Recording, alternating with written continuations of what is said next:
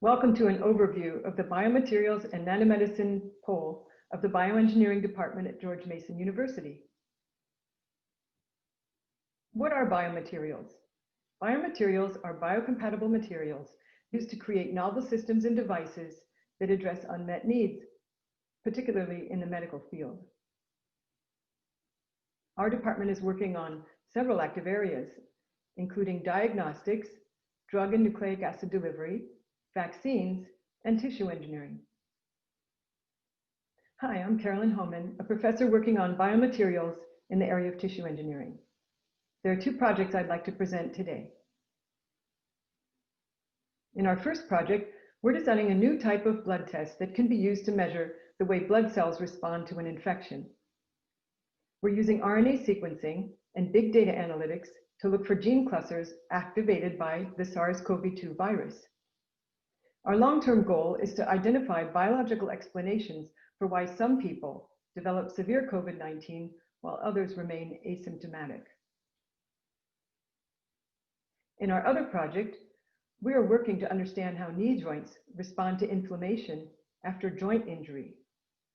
Synoviocytes are a special type of cells that release a polymer called hyaluronic acid, or HA, into the joint fluid, and the presence of HA protects cartilage from further damage.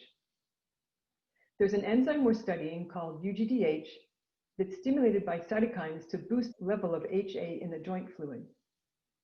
We're working to understand how this enzyme can be modulated to maintain HA levels and protect the cartilage during the phase when joints are recovering from injury. Hello, I'm Professor Remi Veneziano. My lab is developing novel DNA-based nanoparticle and DNA-based nanostructure material for various biomedical applications.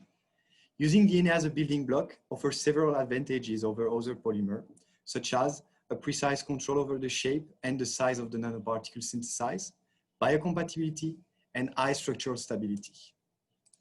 We are assembling discrete 1D, 2D, and 3D DNA nanoparticles with a size ranging from 10 to 100 nanometers.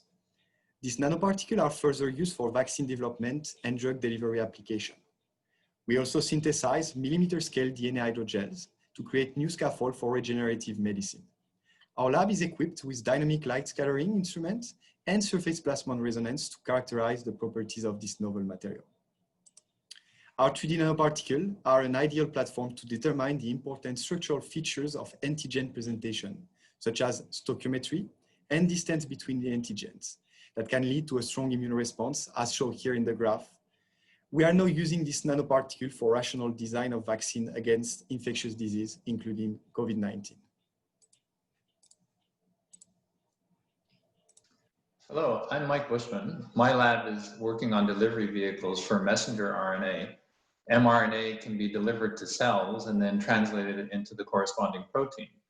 The protein could be an immunogen, for example, in a vaccine or a cancer application that stimulates the immune system to attack the virus or the tumor, or the protein could be a therapeutic protein, such as a growth factor, that could stimulate tissue regeneration, or even in gene editing systems using CRISPR-Cas. We package the mRNA into lipid nanoparticles that can be taken up by cells and then released into the cytoplasm. We study the structural features of the lipids that control this delivery process. Shown at the bottom of this slide are the structure of some lipids and their pKa that controls ionization both inside and outside the cell, which in turn determines their delivery capacity. My group designs and synthesizes new ionizable lipids based on structure-function relationships and makes lipid nanoparticles that are then characterized for ionization properties and their ability to deliver mRNA to cells and to animals. Our lead nanoparticle, for example, is a strong candidate for vaccines, where the bottom right shows a graph of the immune response in mice after delivering mRNA that encodes for the SARS-CoV-2 spike protein, showing high neutralizing antibody titers. I have projects available for new graduate students to study how to design and build these nanoparticles, and also for their applications in vaccines and in gene editing. I'm also looking for graduate students to work on projects involving our blood clot system to screen therapeutics, and also to work with us on understanding the role of hypoxia in epithelial to mesenchymal transition. Our labs are located at the Institute of Advanced Biomedical Research on the Science and Technology campus of George Mason University.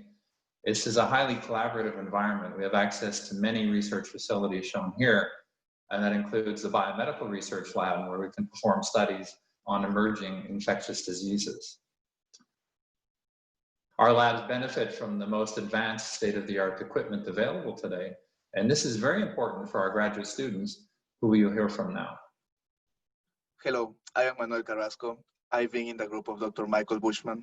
My project is particularly exciting since we are developing more potent and less toxic SARS-CoV-2 mRNA vaccines for the current pandemic.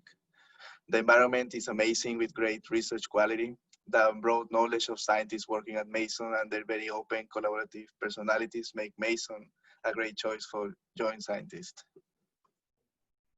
Hi everyone, my name is Shrishti and I joined bioengineering at GMU because the research interests align with mine. I currently work on developing new imaging biomaterials for different applications like tumor imaging. I work with a very interdisciplinary team of professors, so it has really helped me and my experience at GMU and to learn new skills.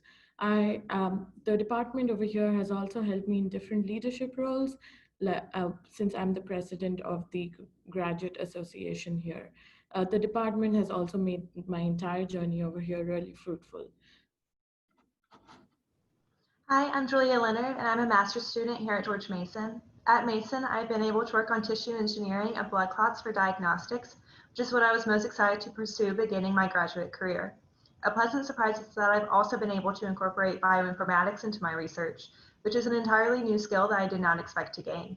The faculty here are always accessible and helpful in guiding my research so that my work will be successful. We would like to thank you for learning about graduate student research in bioengineering at George Mason University. I'm sure you have more questions. Please take a look through our website to learn more about our research. And for additional information, please write us the email addresses at the bottom of this slide. We look